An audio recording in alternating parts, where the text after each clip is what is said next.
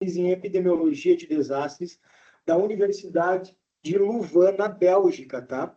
Esse texto, ele tem, o texto é exatamente esse, ele tem um equívoco aqui que ele menciona a Organização Mundial da Saúde, mas, na verdade, o CRED, o Centro de Pesquisa em Epidemiologia de Desastres, ele é um centro de Louvain, da Universidade de Louvain, na Bélgica, e ele produz, foi esse o que eu mencionei para você sobre ciência de desastres, há mais de 15 anos ele vem datando, criando base de dados e consolidando informações sobre desastres, e ele cria uma classificação de desastres. Então, a normativa brasileira vai pegar o quê? Vai pegar o sistema MDAT, toda a classificação internacional, e vai espelhar para criar a classificação brasileira de desastres chamada COBRAD. Tá? COBRAD é uma tabela que, inclusive, está no Drive para vocês, a gente vai ver ela daqui a pouquinho. COBRAD é a Codificação Brasileira de Desastres, e ela é o que legisla sobre classificação até os dias atuais. Para quem é da saúde mental, para quem é da saúde, vai entender o COBRAD é o CID dos desastres, é o DSM do desastre, é o livro, código, manual de classificação de desastres que é utilizado para incorporar administrativamente a solicitação de ajuda, tanto quanto decreto de calamidade pública ou situação de emergência. Ele é um número. Cada classificação tem um número, tem um tipo, um subtipo e um subgrupo, e por aí vai sendo denominalmente categorizado. Então, primeiro, ela se espelha na classificação internacional de desastres produzida na Universidade de Louvain. Segundo, ela cria a tabela COBRAD, que é a codificação brasileira de desastres, que está em vigor até hoje, tá bem? Essa normativa, como eu mencionei para vocês, ela não está mais em vigor, e em 2022 ela tem a última substituição. De 2012 até 2022 ela foi sofrendo várias alterações até chegar em um documento que ele ainda hoje, ele está em vigor, tá? Esse documento aqui agora é o documento em vigor. Também, ela se torna uma portaria que vai para dentro do Ministério de Desenvolvimento Regional, muda a secretaria e a portaria da onde a classificação de desastres fica acoplada, e ela é exatamente os primeiros critérios de estabelecer procedimentos para decretação e declaração de situação de emergência, estado de calamidade. Ela vai substituir algumas coisas, outras não, da normativa inicial. Mas, o que fica de alteração principal desse novo documento de 2022? Eles mudam a classificação, a definição de desastres. Lembra, desastre em 2012 era um evento adverso que incidia sobre uma comunidade vulnerável, que interrompia o funcionamento cotidiano, que agregava danos e que ultrapassava a capacidade de manejo interno local do evento. A nova portaria de 2022 vai definir desastre como o resultado de um evento adverso decorrente de ação natural ou antrópica. Ele substitui provocado pelo homem pela palavra antrópica, mas literalmente substituir 6 por meia dúzia, né, nesse conjunto, sobre cenário vulnerável que cause danos humanos, materiais ou ambientais e prejuízos econômicos e sociais. Qual é a grande diferença? Subtrai aquela explicação de que só é desastre se ultrapassa a capacidade local de responder. Agora, desastre é em qualquer escala. Não fica explícito nessa normativa que é em qualquer escala, mas se deduz por ter suprimido, né, esse termo da classificação anterior. Além disso, ela vai estabelecer 3 níveis de desastres para a classificação no Brasil. Desastre de nível 1, pequena intensidade, desastres em que a situação de normalidade pode ser restabelecida com os recursos mobilizados a nível local, tá? Por meio de emprego de medidas administrativas ou previstas na ordem jurídica orçamentária do município, dentro da capacidade local, tá? Então, desastre de nível 1, pequena intensidade, o local consegue manejar, tem capacidade própria para retomar a normalidade do ambiente. O desastre de nível 2, ele tem uma média intensidade e são aqueles desastres onde a situação de normalidade precisa ser restabelecida com recursos mobilizados em nível local, mas complementados por outros entes federativos, como estaduais e recursos da União. De novo, quando eu falo recursos, é amplo. Recursos humanos, infraestrutura, estrutura, equipamentos e também recursos financeiros, tá bom? Então, desastres de nível 2, a normalidade só pode ser restabelecida a partir de investimento local, mais o apoio do investimento extraordinário a nível estadual ou da federação. Já desastres de nível 3, que seriam os desastres de grande magnitude, de grande intensidade, são aqueles em que se verifica o comprometimento e funcionamento local completo das instituições públicas e regionais, impondo, assim, a necessidade de uma mobilização e uma coordenação já federativa, inclusive com o estabelecimento de apoio internacional, ou seja, localmente já não tem mais possibilidade, porque todo o sistema de resposta foi comprometido, o BS foi atingida, a prefeitura já não está funcionando, os CRAS e os CREAS foram atingidos, todo o sistema de educação colapsou, e aí a gente precisa criar uma estrutura de resposta que vai, sim, demandar muito mais interferência e apoio da União, da Federação, né? E também, muitas vezes, de equipes internacionais. Bom, então, aqui fica muito mais bem descrito o que é desastre do que a normativa de 2012 para a normativa brasileira. Bem, estamos tratando de um documento exclusivamente nacional, que tem um espelhamento internacional. E aqui ele vai provocar por quais métodos e meios deve se declarar situação de emergência ou situação de calamidade. Nesse caso, a decretação de calamidade pública só vai existir no item 3, ou seja, no item, no desastres de grandes proporções e, às vezes, nos desastres de média proporção, como no nível 2, tá? Então, mas assim, para o decreto, essencialmente, vai ser nível 3. Decretado calamidade pública é porque a resposta local já foi completamente comprometida. Enquanto os desastres de nível 1 e 2 vão se estabelecer mais na base do decreto de situação de emergência, ou seja, qual a diferença de situação de emergência para calamidade pública? Situação de emergência, eu tenho capacidade local para manejar ou eu preciso, no máximo, de um complemento? Estado de calamidade pública, eu não tenho capacidade local para manejar e eu preciso, coercitivamente, de um financiamento, de um auxílio de capacidade externa. Tá bom? Acho que nesse ponto fica claro aí como definir uma situação ou outra. Isso é importante porque quando vocês pegarem os documentos do Estado, de municípios ou da Federação falando sobre decretos de calamidade pública, vocês vão estar entendendo sobre que evento isso está sendo discriminado ou qual é a proporção do desastre. Desastre denominado como calamidade pública, a localidade não tem capacidade para manejar por meios próprios. O resto tem. E aí é decretado, então, sistema de situação de emergência.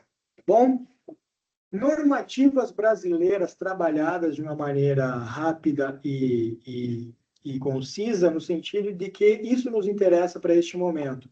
O resto vai interessar muito mais a Defesa Civil e a órgãos públicos, porque vai descrever parâmetro por parâmetro como aplicar no Sistema Nacional de Proteção e Defesa Civil, que se chama S2ID, por exemplo. Então, o que nos cabe neste momento é entender normativa de 2012, estabelecia desastre, classificava desastre, né? Definia desastre como algo que superava a capacidade local. A portaria de 2022 suprime retira esse trecho e estabelece mais um pouquinho os procedimentos de como decretar a situação de emergência ou calamidade pública. Detalhe, por mais que a portaria de 2022 não mencione mais o CRED, lá na Universidade de Louvain, a tabela COBRAD ainda está em vigor e ela ainda é espelhada na classificação internacional. Bom, falei tanto em COBRAD, vos apresento a tabela COBRAD. A tabela COBRAD, assim como a classificação internacional de desastres, ela vai discriminar apenas dois grupos de desastres, tá? Grupo 1 vai ser chamado de desastres naturais. A gente vai problematizar esse termo? Sim, mas por enquanto vamos seguir esse percurso dos desastres naturais. Grupo 1, desastres naturais. Grupo 2, desastres tecnológicos. Dentro de cada grupo tem os subgrupos, e dentro de cada subgrupo tem os subtipos. Então, o que vocês estão vendo agora aqui na tela com os numerozinhos 1.1, 1.1.1, 1.1.2, é o código COBRAD que vai ser utilizado para decretar situação de emergência, estado de calamidade, e o mesmo código que vai ser utilizado para informar no Sistema Nacional de Proteção e Defesa Civil qual é o evento que está sendo respondido ou que precisa de resposta naquele momento. Então, subgrupo 1 dos desastres naturais, desastres geológicos. E, bem, a gente tem o pessoal da geologia aqui, doutores e pós-doutores em geologia, que também vão poder contribuir na formação dessa equipe, tá bem? Desastre geológico, terremoto, emanação vulcânica, movimento de massa, erosão, isso tudo se encaixa dentro do subgrupo 1. Aqui do ladinho tem as subclassificações. Eu sei que quem está vendo pelo computador, pelo celular, às vezes é pequeno, mas o manual está disponível para vocês acessarem, tá bom? Então, desastres naturais, subgrupo 1, geológico. Quais são os desastres geológicos? Essencialmente, terremoto, emanação vulcânica, movimento de massa, aqui vai entrar a questão de deslizamentos, né? E a erosão. Tsunami também é um desastre geológico, tá? Muita gente acaba perguntando isso nas aulas, né? A tsunami, ela está classificada como um desastre geológico por movimento de placa. Subgrupo 2 dos desastres ainda naturais. Desastres naturais são divididos em 6 subgrupos, tá? Como no primeiro, geológico. Subgrupo 2, desastre hidrológico. O que são desastres hidrológicos? Inundações, enxurradas e alagamentos. Vocês viram a palavra enchente aqui? Enchente não é uma classificação de desastre. Enchente é um termo utilizado popularmente na mídia, mas que quando a gente vai falar de classificação em ciência de desastres, ele é um termo equivocado. Enchente, a palavra utilizada, é sinônimo de cheia. Ela é utilizada para descrever o movimento natural de aumento do fluxo da água dentro de uma margem, mas ainda dentro da margem. Fluxo e volume, nível de água, tá? Quando aumenta, quando a água sobe dentro de um rio, por exemplo, mas ela se mantém dentro da margem. A gente está falando de enchente ou de cheia. Inundações é quando essa enchente extrapola a borda da margem, a margem, e vai para as várzeas e atinge estruturas de campo e urbanas. Então, o que nós tivemos presenciando no Rio Grande do Sul nos últimos anos e na última década são inundações e não enchentes. Inundações é quando a água sobe, ultrapassa o leito, a margem do rio, atinge as várzeas e toma proporções de absorver terreno urbano e rural, atingindo aí estruturas, animais, habitação e uma série de outras infinidades da vida humana e animal e vegetal. Isso é inundação. Isso não é uma enchente, isso é uma inundação. Já a enxurrada é aquele escoamento superficial de água, mas em alta velocidade e com muita energia, que é o que a gente costuma verificar muito nos vales, por exemplo, o Vale do Taquari, o Vale do Caí, o Vale do Paranhana, né? São regiões em que a água desce com força. E aí a gente tem força, intensidade, muita energia, provocando uma série de danos. Isso é o fenômeno chamado dentro da classificação de enxurradas. Já os alagamentos é a extrapolação da capacidade de escoamento do sistema de drenagem urbano. É quando a água sai pelo sistema de drenagem urbana. Então, a gente tem fortes volumes de chuva e a gente vê os bueiros ali jorrando água, inundando ruas e alagando, né, as estruturas urbanas. Então, inundação Aumento do nível da água no leito, extrapolou o leito, atingiu a várzea e contemplou e absorveu, atingiu estruturas rurais e urbanas. Enxurradas, aquela água rápida, com velocidade e com energia que desce, causando grandes danos, principalmente nas encostas de serra. E os alagamentos é aquilo que o sistema de drenagem do município não consegue escoar com eficiência e a água sobe, atingindo as ruas, as cidades e as estruturas urbanas. Tá bem? Então, primeiro ponto de desconstrução é que enchente não é um termo correto para se usar em classificação de desastre. Ele é um termo popular que a mídia usa e no senso comum as pessoas utilizam, as comunidades utilizam, até mesmo nós utilizamos, né, em conversas fora dos nossos contextos profissionais, mas enchente não é o termo adequado para a gente falar, por exemplo, sobre um dos desastres que aconteceu em 2024 no Rio Grande do Sul. O terceiro subgrupo são os desastres meteorológicos. E, pessoal, eu vou falando, eu quero que vocês comecem a mentalizar pelo que vocês passaram em 2024. Não, nem que não tenham sido atingidos, direto ou indiretamente, mas as pessoas que estiveram na operação e tudo mais. Subgrupo 3, desastres meteorológicos, sistemas de grande escala regional, ciclones, enfim, por exemplo, tempestades, temperaturas extremas. Ou seja, a gente vai falar de sistema de grande escala regional, ciclones, frentes frias e zonas de convergência. Comece a lembrar de 2024. Ventos costeiros, marés, tempestades, tá bom? Já no item no subgrupo, no subtipo de tempestades, a gente vai falar tempestade local, né? Tornados, tempestade de raios, granizo, chuvas intensas, vendaval. E nas temperaturas extremas, a gente vai falar de onda de calor e onda de frio. Verão de 2024 bateu o recorde em temperatura, mas 2025 também, 2026 também. Então, a gente tem registrado altíssimos índices de temperatura no nosso verão, e isso é um desastre. Se chama ondas de calor, tá? É um desastre do subtipo temperaturas extremas do subgrupo meteorológico. E a gente vai falar sobre a complexidade de desastre, porque agora a gente não lida mais apenas com desastres singulares, né? Mas com desastres complexos. O quarto subgrupo de desastre natural é o climatológico. Veja, não é climático, é climatológico. O desastre climatológico basicamente se refere à seca. No Brasil a gente fala estiagem, tá? Mas no resto do mundo é seca. Não, essa palavra estiagem ela não é tão utilizada assim, mas aqui no Brasil a gente tem ela, tá bom? Então, desastre natural, subgrupo climatológico, subtipo seca, e aí as variações.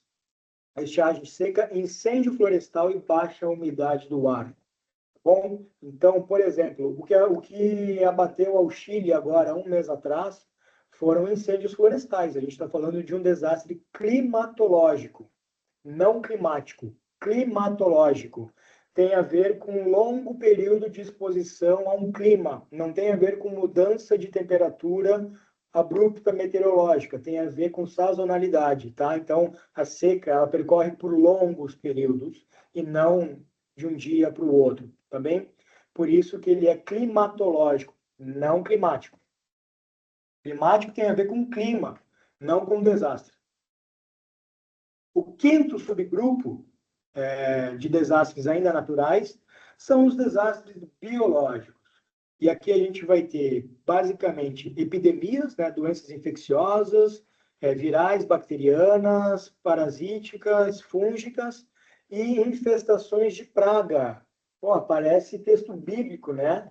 Vai lá, Deus manda praga para a galera. Então, a Bíblia é um grande livro de história de desastres, porque ela narra exatamente a sucessão de dezenas de milhares de desastres que foram acontecendo ao longo da humanidade, inclusive infestações de pragas, tá bom? E aqui a gente vai ter infestações de animais, infestações de algas e outras infestações. Então, sim, infestações de pragas e epidemias é uma classificação de desastre chamado desastres biológicos. Agora, o que é interessante, dentro da classificação de desastres naturais, a tabela COBRAD vai até aí. E eu não sei porquê, já que eles se espelharam no sistema internacional, ela não cita o sexto subgrupo de desastres naturais, que são os desastres extraterrestres, que são os desastres que costumam tirar um pouquinho de riso das pessoas quando elas escutam sobre isso, né? Não é invasão alienígena, muito embora os ETzinhos foram um ícone das inundações no Rio Grande do Sul, né? Dos desastres de 2024. Então, andava no interior, tinha as estatuetas, né? Dos marcianos, os verdinhos, lilás, amarelo.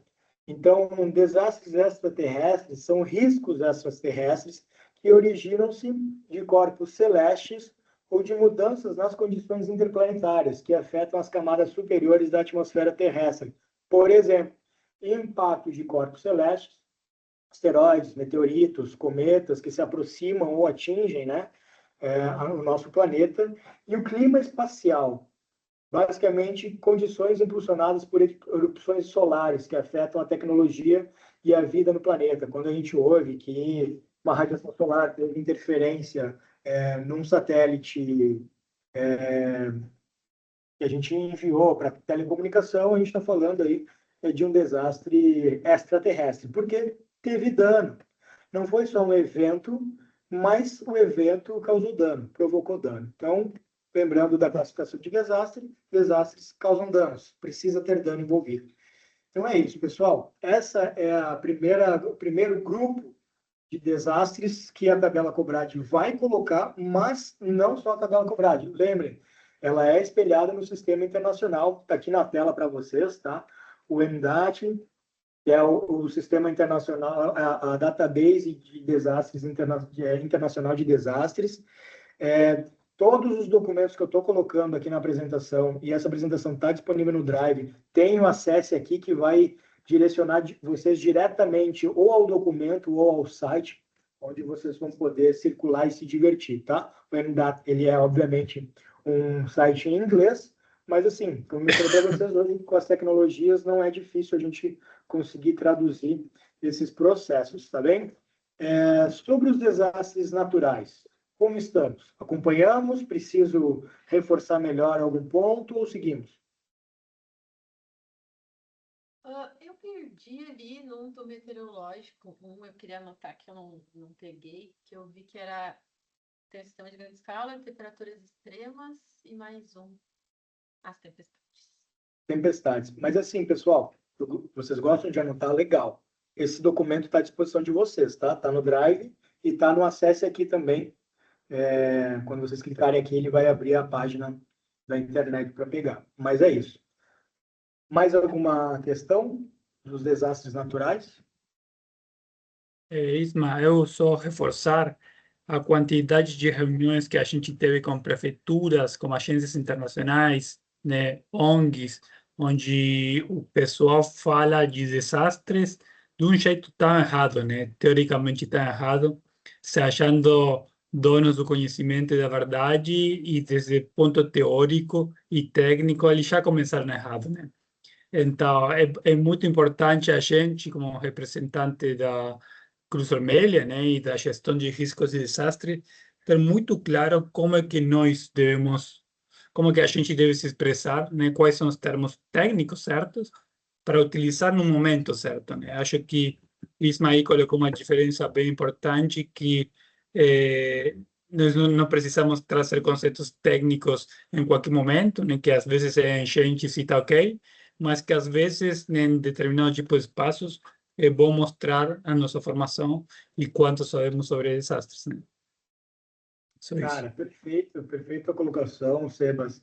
E assim, pessoal, no senso comum, no dia a dia, ninguém é obrigado a saber sobre esses termos, mas me incomoda muito a academia não relevar a ciência de desastres. E a gente tem uma série agora de documentos e artigos sendo publicados como produto de mestrado e doutorado, falando em enchente, né? Então, assim, pessoal, quem vai escrever, quem vai publicar, acho que é importante valorizar a ciência de desastres, assim como a gente valoriza todas as ciências. É muito ruim para um psicólogo como eu essa moda de autodiagnóstico. Todo mundo agora por exemplo, bipolar ou tem transtorno de personalidade narcisista. Cara, isso é uma desvalorização do conhecimento que é construído ao longo de décadas para o manejo de situações de saúde mental específicas. Se a gente se agride, nós como profissionais nos agredimos quando a gente escuta dentro das nossas profissões, e aí o pessoal da geologia, da hidrologia, também se eu estiver usando o termo errado, me ajude a corrigir, mas assim como na medicina, nas ciências geológicas, nas ciências naturais, nas ciências exatas, quando as pessoas utilizam termos errados e publicam de maneira errada, a mesma coisa acontece sobre desastres. Então, acho que é interessante e importante que as pessoas elas procurem pela ciência de desastres antes de publicar termos genéricos como enchentes, porque afinal das contas a gente está trabalhando sobre uma matéria muito necessária e muito respeitada e com muito estudo debruçado em si. Então, pessoal, a gente passa agora para o grupo 2, que são os Isma, desastres. tinha mais uma pergunta, desculpa aqui. Rodrigo, quer falar? Eu queria, só para esclarecer, então, a ideia, como ainda é usada a ideia do naturais como um grupo, ao nós mencionarmos, por exemplo, um desses desastres, a gente vai direto para o subgrupo, digamos. Então, seria um desastre geológico, meteorológico, sempre com esse cuidado de não utilizar a ideia do desastre natural meteorológico, por exemplo, ou climatológico. Tira o natural, é isso, né? Na nossa fala, ou até na escrita, talvez. Eu vou responder a tua isso, pergunta mais adiante. Tu consegue esperar ela? Eu vou chegar nesse ponto. Sem dúvida. Então tá, se a gente não fala natural, o que a gente fala então, né? Porque é muito bom chegar aqui e falar assim, não fala natural, né? Eu vou responder a tua pergunta mais adiante e sim, existem outros termos substitutos de desastres naturais que é para classificar a origem do desastre. Por exemplo, um desastre de risco, de ameaça natural, algo nesse sentido, de localizar a origem do desastre para não naturalizar. Eu vou falar sobre isso logo mais, Rodrigo. Mas sim, se vocês verificarem quando a Defesa Civil vai fazer os seus pronunciamentos, ela vai dizer, desastre meteorológico, desastre geológico, desastre hidrológico, né? Mas eles sempre vão referenciar como desastre natural, porque a Defesa Civil, ela se utiliza e se guia pela tabela COBRAD, tá bom? Então, vai ter uma discrepância de termos que a Defesa Civil vai usar em relação às organizações humanitárias? Vai, mas na hora da operação, eu não vou ficar interrompendo lá o comando da Defesa Civil e dizer assim, opa, não é desastre natural não, tá? Isso aqui é nível instrucional, de formação nossa e aplicação dentro dos nossos conceitos, das nossas operações. Mas eu chego nesse ponto, Rodrigo, eu te prometo que eu chego lá. Beleza. Os desastres tecnológicos, então, veja, não é mais desastres provocados pelo homem, nem antrópicos, tá? Provocados pelo homem ou pelo ser humano. Antrópicos é mais ou menos são metáforas, né? O que a gente vai utilizar como classificação oficial, tanto nacional quanto internacional, são desastres tecnológicos. Sim, desastres tecnológicos têm a ver com a interferência direta do ser humano. E aí aqui a gente começa a debater um pouquinho, então, mas desastres naturais também têm interferência do ser humano? Sim.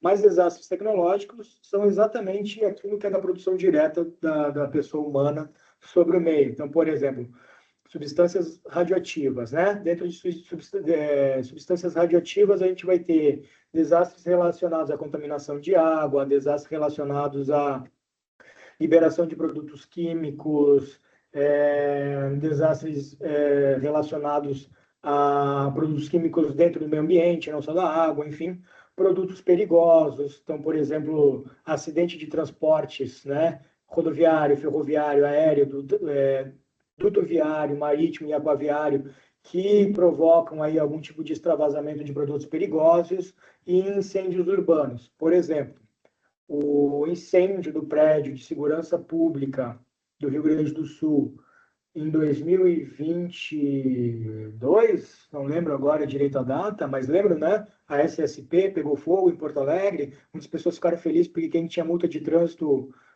foi carbonizado.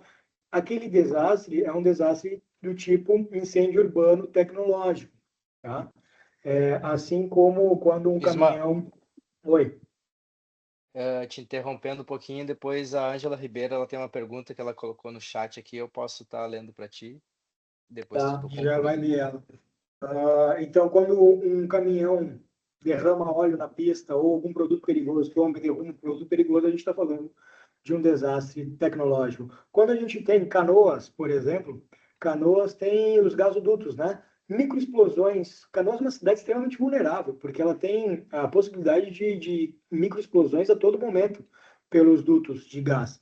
E aí a gente está falando de desastres tecnológicos, tá bom? Colapso de edificações, quando um prédio cai, desastre tecnológico. Então, isso fica na classificação de manuseio, de interferência direta do ser humano. Essa seria a explicação mais formatada para esse tipo de desastre.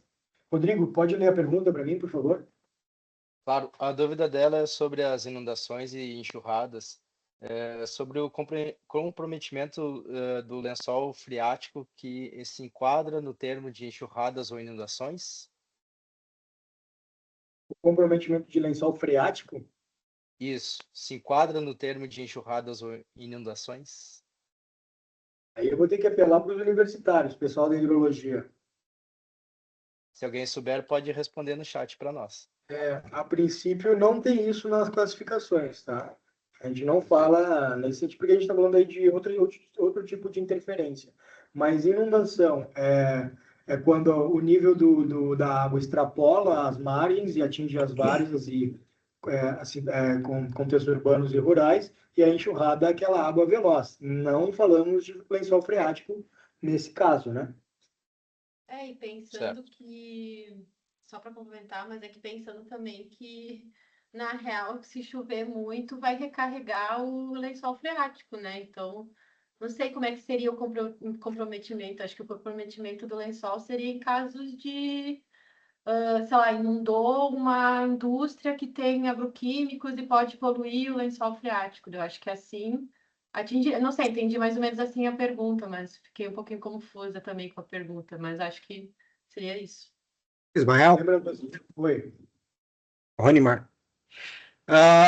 Lençol freático, ele vai saturar ou por inundação ou por excesso de chuva e que tem um longo prazo, que é o caso, por exemplo, das regiões serranas ali do Rio, que nós tivemos lá em torno de 600, 900 milímetros, muitos dias chovendo e saturou o solo. E saturando o solo aconteceu a mesma coisa que na barragem lá de Minas Gerais, ou seja, o solo liquefaz e desce, né? Por peso natural, né? Mas a saturação normalmente ela acontece com grande volume de chuva, muitos dias, muita chuva, muitos milímetros de chuva, ou por inundação, que pode ocorrer a saturação do solo também, ele pode, dependendo do solo, ele poderá se deteriorar, ou seja, ele pode, né, causar sérios problemas nas cidades e tudo mais. Tá bom? Olha aí, legal. Paloma e o Elimar conseguiram responder a dúvida do chat aí. Legal, pessoal. E é isso, vamos complementando, vamos trabalhando nesse sentido. Vocês estão vendo a minha tela ainda, né? Sim. Tá bom. Então, é isso. Assim a gente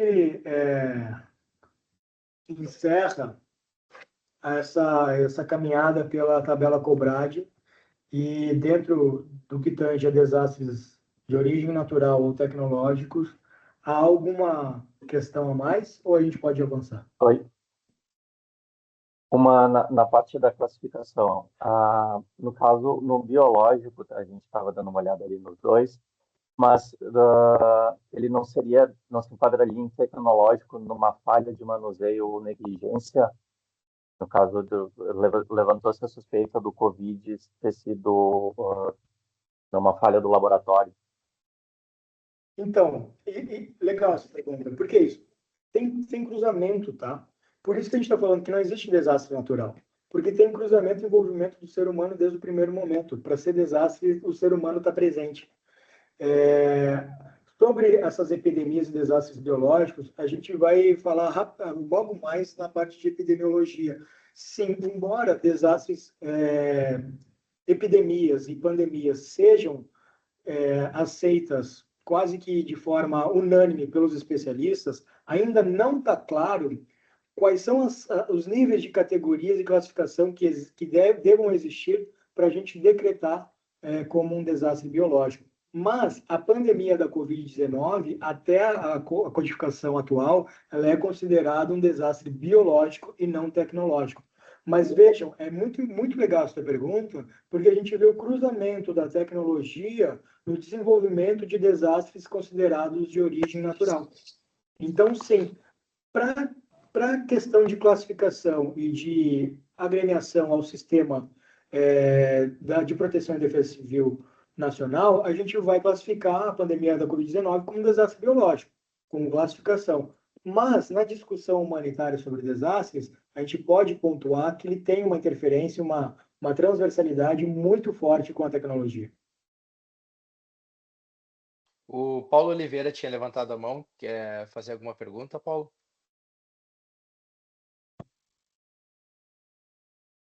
Não, a minha pergunta foi essa. Ok. Sobre isso, a hora que ele abriu para as perguntas, eu já fiz. Obrigado. Certinho. Podemos seguir.